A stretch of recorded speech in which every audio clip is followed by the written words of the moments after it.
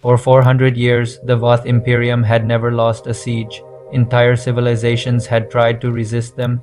Every one of them had burned. So when 11 human ships arrived at the war zone, painted white, marked with red crosses, and asking only to help the wounded, the Voth Empress allowed them to land. 7 days later, 40,000 of her soldiers fell asleep at the same time. Empress Vilithra sat on her throne and watched the planet burn. She was old, older than most species had been alive, and she had the patience of someone who had simply stopped believing in the possibility of losing. The planet below was called Kethvora. It had declared independence from her imperium 8 months ago. That had been a mistake. Her bombardment fleets were making sure the planet understood that now, one burning city at a time. Admiral Dareth stood at the tactical console on the bridge of her flagship. He was a large Voth male, gray-scaled and battle-worn, with 4 arms that had carried weapons in 17 different wars. He had served Vilithra for 30 years, and he knew her moods the way a sailor knows the sea. Right now he was watching something on his screen that he did not quite know how to explain to her. "Empress," he said, "there are ships coming." She did not look up from her reports. "Whose ships?"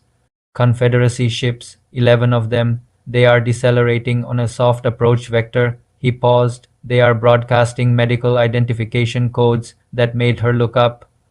On the main view screen, 11 ships came into view. They were large and a little clumsy looking, not built for speed or elegance. Their hulls were painted white, a bright clean white that looked strange against the dark of space, and each one carried a red cross symbol on its hull. Velithra's translation system identified the symbol as belonging to the Terran Confederacy. Her intelligence files described the Terrans as a young species, not particularly dangerous, known for being soft about casualties and overly concerned with the well-being of strangers. "A medical fleet. They are requesting a humanitarian corridor," Dareth said. "They want permission to land on Kethvora and treat civilian casualties." Vilithra looked at the white ships for a moment. The Galactic Concord protected medical vessels. Every spacefaring civilization that had signed the Concord, including her own, was bound to allow medical ships access in conflict zones. It was one of the oldest rules in galactic law. She respected it, mostly because ignoring it brought consequences she did not want to deal with. Besides, what harm could doctors do? "Grant the corridor," she said, and went back to her reports.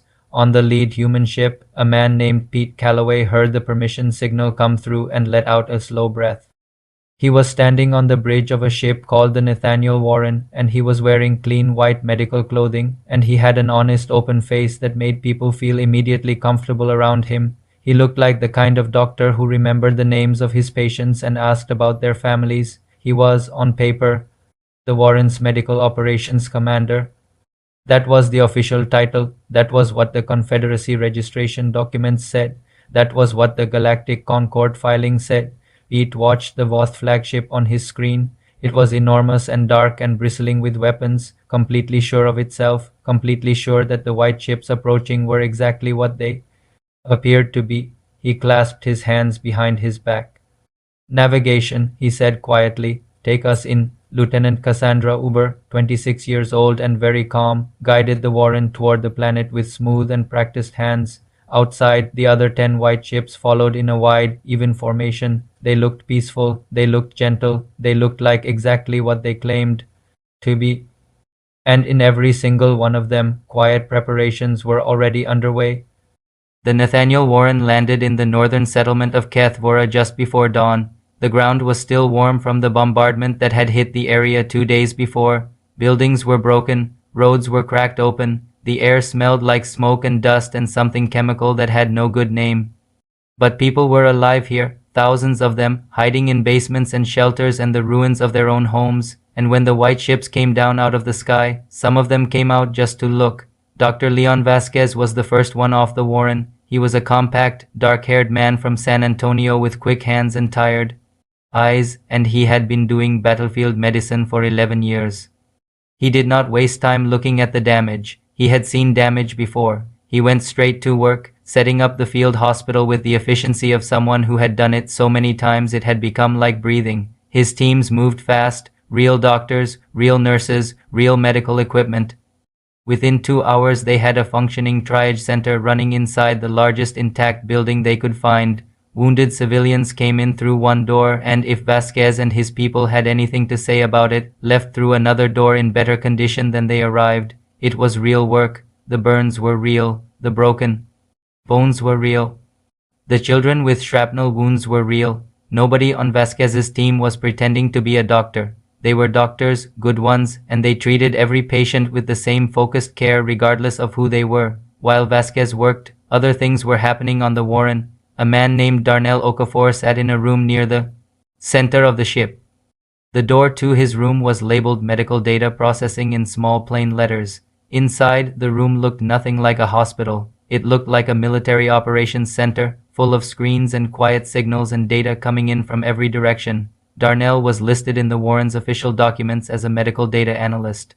He had also spent 6 years with Confederacy Naval Intelligence before anyone put him on a medical ship. The Warren's scanner arrays were running at full power. Officially, they were searching for disease risk, contaminated water sources, injured civilians in collapsed buildings. They were doing all of those things. They were also doing something else. Every Voth ship in orbit was being mapped. Every Voth ground position within scanner range was being measured and recorded. The data was clean and detailed and would have taken a dedicated military vessel twice as long to collect. A young woman named Riko Tanaka sat beside Darnell and watched the numbers come in. She was from Seattle, 22 years old, listed as a medical imaging technician. She was also the best electronic systems specialist Pete Calloway had ever worked with. The Voth flagship is scanning us, she said. What do they see? Darnell asked. A medical ship doing medical things, Riko said. Darnell nodded and went back to his screens. Pete Calloway walked the outer edge of the landing zone with a medical scanner in his hand. He pointed it at the ground, at the air, at the broken buildings nearby. Anyone watching him would have seen a medical officer checking for environmental hazards. He was checking for environmental hazards. He was also recording the exact position and estimated strength of every Voth unit he could observe from where he was standing. He stopped near a group of Keth Voron fighters who were being treated for wounds by one of Vasquez's nurses. Their leader was a lean, hard woman named Orva who watched Pete with eyes that did not miss much. You are Confederacy? She said. We are a medical fleet, Pete said. She looked at him the way people look at someone when they know there is more to the answer than the words being used. Pete looked back at her with his honest open face and said nothing else. Orva glanced at the white ships sitting on the ground behind him. She looked at the sensor arrays mounted on their upper hulls. She looked at the tubes running along their lower hulls that were a little too large and a little too precisely built to be simple. Waste disposal systems. She was a perceptive woman. And if Keth Vora needed more than doctors, she said carefully. Pete reached into his medical bag. He took out 6 small flat devices and set them on the ground between them. They were plain and simple looking, the kind of thing you would not notice in a room full of medical equipment. These help us locate patients, he said. Place them at different points across your operational area and we can track who needs care and where. Orva looked at the devices for a long moment. Then she picked them up. We will take good care of them, she said. I know you will, Pete said. He walked back toward the Warren with his medical scanner in his hand, checking the air quality as he went. Behind him, Orva turned the small devices over in her fingers and thought about what kind of medical equipment needed to be placed at 6 separate military positions to work properly. She was already planning where to put them. On the 4th day, a Voth shuttle landed at the field hospital. Pete Calloway had been expecting something like this. He had actually been surprised it took 4 days. The Voth were careful and suspicious by nature, and 11 large ships sitting on the surface of a planet they were trying to conquer was the kind of thing that eventually made careful and suspicious people want a closer look. The shuttle carried a Voth official named Chelith. She was tall and gray-scaled with 4 eyes set in a flat horizontal band across her face. She had 2 soldiers with her and an interpreter. She said she was there to conduct a routine inspection of humanitarian activities. She said it in the polite tone of someone who did not believe for 1 second that what was happening here was purely humanitarian. Pete met her at the landing pad in full medical whites with Dr. Vasquez standing at his shoulder. We welcome the inspection, Pete said warmly. Transparency is very important to us. He meant it. Transparency was extremely important to him. He had spent 7 months planning exactly what Chelith would and would not be able to see when she came to look. The tour began. Vasquez led most of it because Vasquez was a genuine doctor who genuinely loved medicine and could talk about it for hours without stopping. He walked Chelith through the surgical ward where Dr. Aaron Cole was in the middle of a 4-hour operation on a Kethvoron man with severe internal injuries. Chelith watched through the observation window and said nothing, but her 4 eyes moved slowly across the operating table and Pete could see that even she was affected by what she was seeing. Real medicine had that effect on people. It was hard to watch a skilled surgeon saving a life and feel nothing. Vasquez showed her the recovery rooms, rows of beds, patients sleeping or resting, nurses moving quietly between them. He showed her the pharmaceutical storage, organized and labeled and completely real. He showed her the sterilization equipment and explained how it worked with the enthusiasm of a man who had once given a 40-minute lecture on the history of surgical sanitation at a medical conference. Chelith asked good questions. Pete had expected that too. She was not unintelligent. She asked about the size of the ships relative to the number of patients being treated. She asked why the sensor arrays on the upper hull were mounted at those particular angles. She asked about power consumption levels. Pete answered every question with calm and helpful detail. The sensor arrays were mounted at those angles for maximum coverage when searching for injured civilians across wide areas. The power consumption was elevated because they were running every medical system at full capacity. The ships were large because they operated in conflict zones and needed the capacity to handle mass casualty events. Every answer was true. Every answer was also incomplete in ways that Chelith could not quite pin down. She asked to see the cargo bays. Pete walked her to Cargo Bay 3 without hesitation. It was full of medical supplies, genuinely, completely, wall-to-wall full of medical supplies, blood substitute units stacked to the ceiling, surgical materials in labeled crates, pharmaceutical stocks organized by type and dosage. It smelled like a warehouse that had married a pharmacy. Chelith's soldiers scanned every corner and found exactly what was visible. Cargo Bay 1 was also medical supplies. Cargo Bay 2 was equipment. Chelith stopped in front of a sealed door marked medical waste processing. She looked at it for a moment. The door was plain and unremarkable. From behind it came the faint smell of antiseptic chemicals. What is in there? She asked. Waste processing systems, Pete said. Regulatory requirement under Confederacy Biological Containment Law. We are required to safely process all biological waste generated during medical operations. It is not a pleasant room to visit. Chelith looked at the door for 3 full seconds. Then she moved on. Inside that room, Riko Tanaka sat completely still at her screens and did not breathe normally again for about a minute after she heard the footsteps move away down the corridor. The tour ended at the landing pad. Chelith stood in the afternoon light and looked at the Warren one more time with her 4 eyes moving slowly across its hull. Pete stood beside her and waited with the patient calm of someone who had nothing to hide. You have treated many patients, Chelith said finally. 8,417 as of this morning, Pete said. We expect several thousand more before the situation stabilizes. Chelith looked at him directly. You are very thorough, she said. It did not sound entirely like a compliment. We try to be, Pete said, and smiled his warm, honest smile. The Voth shuttle lifted off 20 minutes later. Pete watched it rise into the sky and then turned and walked back into the Warren without hurrying. Darnell. Okafor was waiting for him inside. She almost asked about the lower hull tubes, Darnell said. Almost, Pete said. What would you have told her? Pete thought about it for a second. The truth, he said, that they are waste disposal systems. He paused, which is accurate. They dispose of things very effectively. Darnell looked at him. You are a strange man, Commander, he said. I am a medical operations commander, Pete said, and went back to work. By the 7th day, Empress Vilithra had started to notice things. The things she noticed were small on their own. Together they made a picture that she did not like at all. The Kethvoron resistance had been nearly broken before the white ships arrived. Her ground commanders had estimated 2 more weeks before organized resistance collapsed completely. That was 7 days ago. The resistance had not collapsed. It had not weakened. It had, in a way that made no immediate sense, gotten stronger and more precise. Attacks that used to be disorganized and desperate were now hitting exact targets at exact times. Resistance cells that had been operating blind were suddenly finding Voth supply lines and communication posts with an accuracy that suggested someone was feeding them very good information from very close range. Admiral Dareth stood before her with the look of a man delivering news he would rather not deliver. I believe the human ships are sharing tactical information with the resistance, he said. Vilithra was quiet for a moment. They are a medical fleet, she said. Empress, their sensor arrays are running continuously. The coverage pattern of all 11 ships is not random. Together they form a complete observation grid over the entire northern hemisphere. No single array is doing anything that cannot be explained by medical scanning, but the combined picture they are building is a full military intelligence map of our ground positions.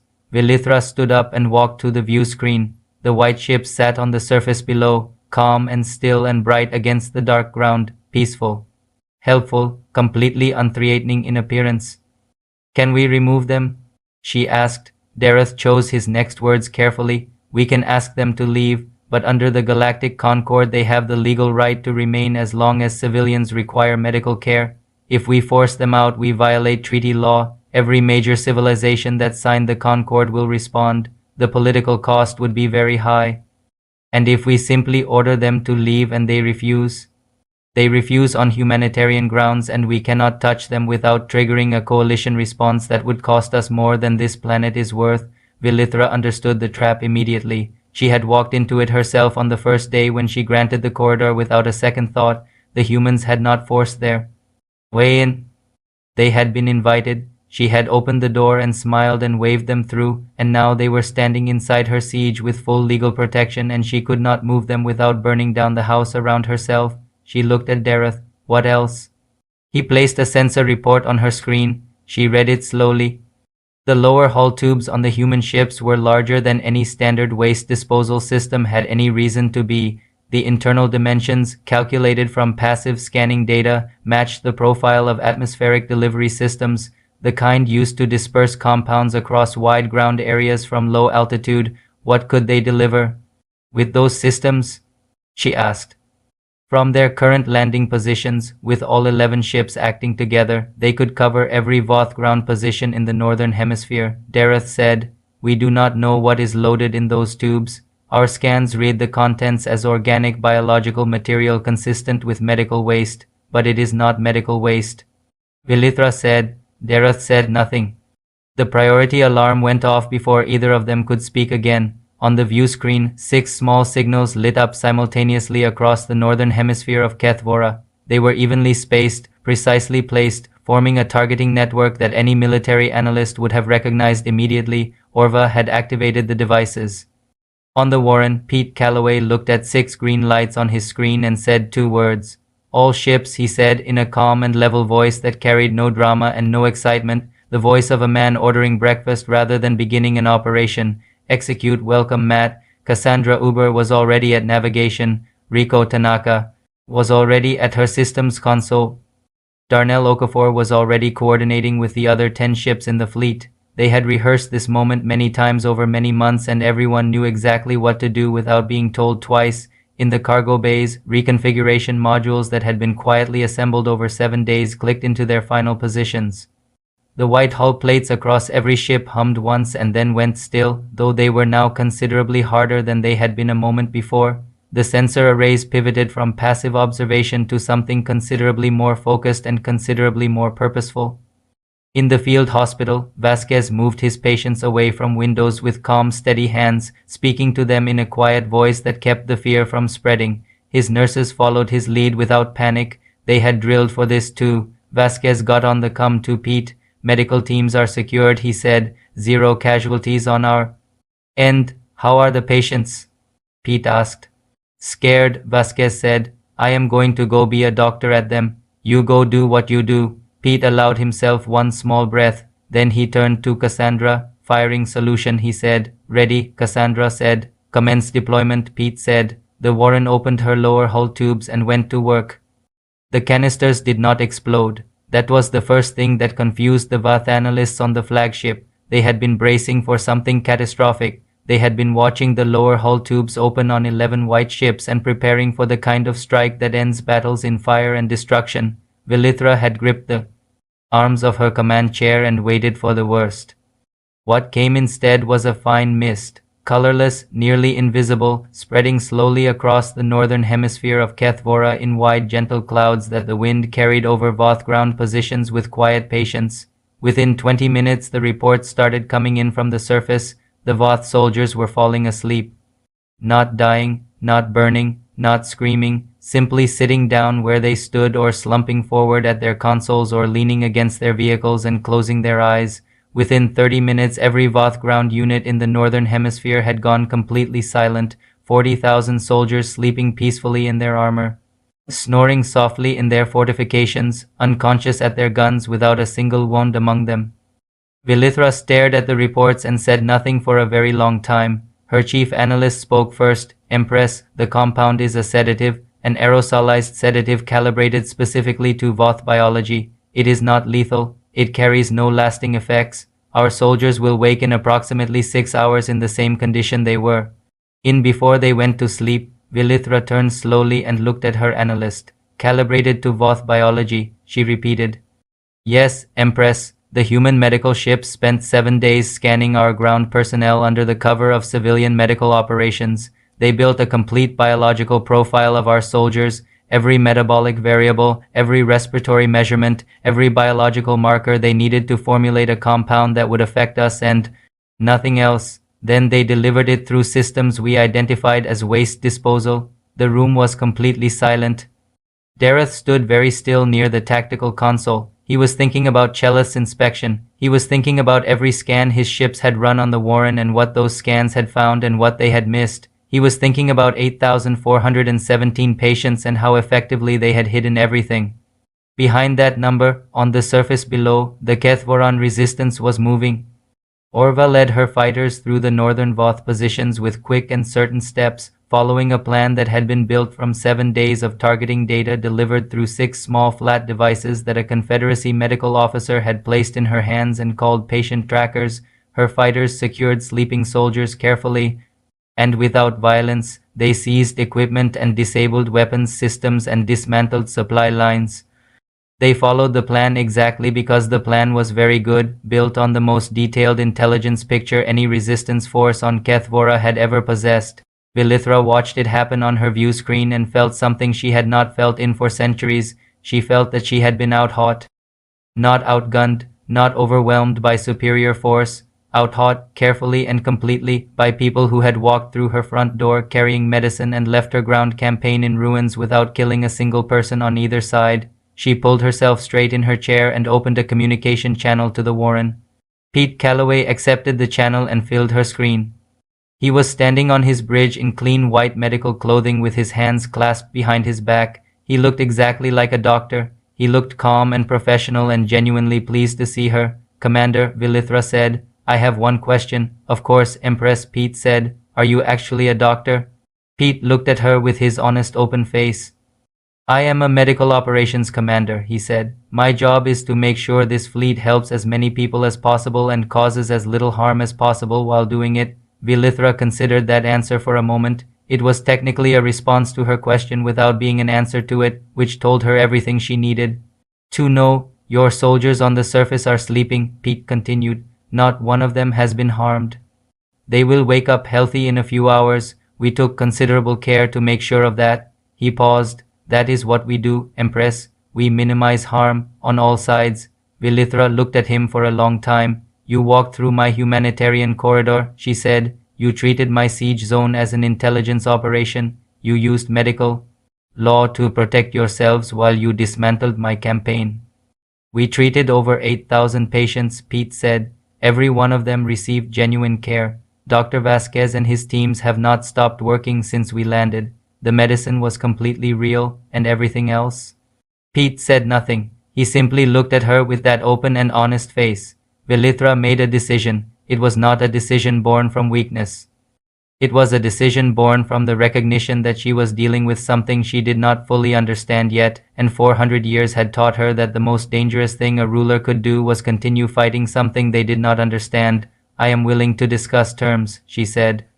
I am glad to hear that, Pete said. I have very good doctors available who can walk you through the long-term health consequences of prolonged military conflict on civilian populations. We find that data tends to be useful in these conversations. Vilithra almost smiled. It was a very small almost, but it was there. The ceasefire was signed 18 hours later. Dr. Vasquez kept working through every hour of the negotiations without pause, treating patients on both sides. When the sleeping Voth soldiers began waking up 6 hours after the deployment, groggy and confused and completely unharmed, Vasquez's teams were ready with water and basic medical checks and calm explanations of what had happened. Most of the Voth soldiers sat quietly and accepted the water and said very little. Admiral Dareth woke up in a field hospital bed with a Confederacy nurse asking if he was comfortable, and he stared at the ceiling for a long time before he answered.